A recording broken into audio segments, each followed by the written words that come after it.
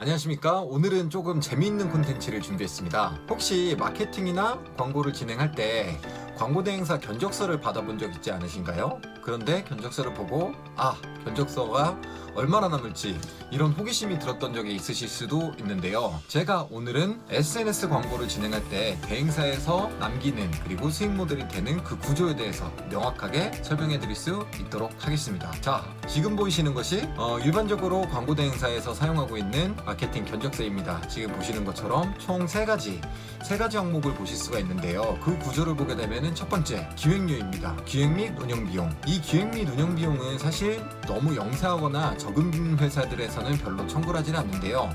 일반적으로 조직을 운영하고 있거나 아니면은 구조를 짜서 하는 데들은 대부분 이 기획료랑 운영 비용을 청구하고 있습니다. 따라서 이 기획 비용을 청구하지 않는 회사는 품질이 낮을 경우가 있으니 실속 있게 운영하거나 아니면은 소상공인분들이 간단하게 광고를 하실 때는 이 기획료가 없는 회사를 선택하시면 되고, 광고 대행사에서는 이 운영 비용 같은 경우에는 착수 비용이라고 해서 거의 100% 남는 비용으로 보시면 됩니다. 자, 두 번째, 이 디자인 비용을 보실 수 있는데요. 일반적으로 SNS 광고 같은 경우에는 총 4장짜리 한 세트에 카디누스를 만드는 경우도 있고요. 그리고 단장 이미지라고 하는 한 장짜리 이미지를 만드는 경우가 있는데요.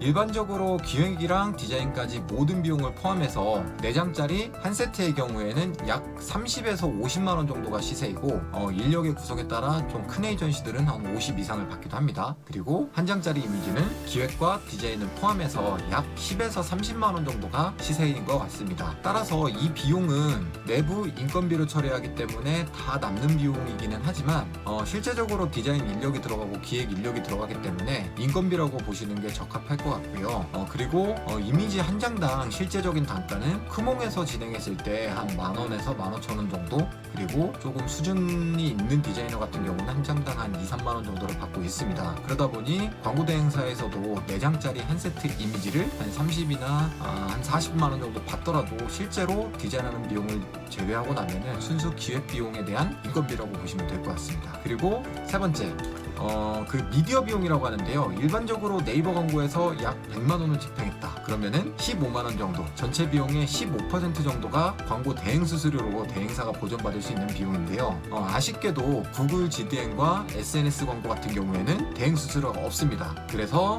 지금 보시는 견적서와 같이 전체 비용의 15%에서 20% 정도의 평균 금액을 대행 수수료로 별도로 청구하는 구조가 있고요. 그리고 마크업이라고 하는 구조가 있습니다. 그 말은 즉슨 100만 원의 광고비를 집행한다라고 하면은 85만 원만 집행을 하고 15만 원은 집행한 것처럼 마크업 숫자를 올린 다음에 전체 100만 원을 집행한 것처럼 보고하는 방법이 있는데, 대행사 쪽에서 임의로 속이는 구조는 아니고요. 85만 원을 집행한 다음에 15만 원은 대행사 수익 구조로 잡고 전체적으로 100만 원을 했다고 보고를 하는 방식이기 때문에 일반적으로 15%에서 20%의 금액을 마크업하는 구조가 상호 합의 간에 진행되고 있습니다. 자, 그러면 실제로 약 500만 원 정도의 광고비를 썼을 때 실제로 광고 수익이 얼마나 되는지 전격 공개하도록 하겠습니다.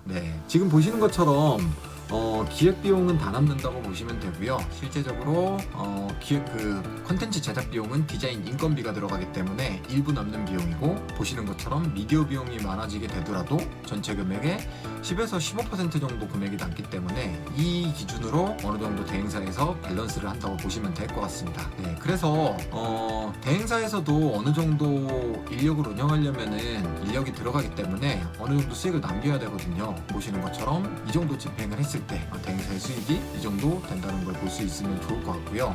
가장 좋은 방법은 사실 클라이언트께서 직접 교육을 받아서 내부적으로 운영하시는 건데, 그것도 리스크가 있습니다. 왜냐면은 광고를 운영하면서 최적화나 효율의 부분의 문제도 있고, 그리고 기술 이전이라는 게 그렇게 금방 되는 것이 아닙니다. 따라서 적정하게 내부 상황에 따라서 대행사를 이용하시는 것도 괜찮고, 그리고 교육을 이용하시는 것도 괜찮습니다. 다만 앞으로 광고 대행사에서 이 견적서를 보시면은 대략 어떤 항목으로 청구했고 실제로 얼마가 남는구나 정도를 이해하시면은 대행사를 선정하시는데 아주 큰 도움이 되신다고 생각합니다. 그럼 오늘의 영상은 여기서 마치도록 하겠습니다. 안녕히 계세요.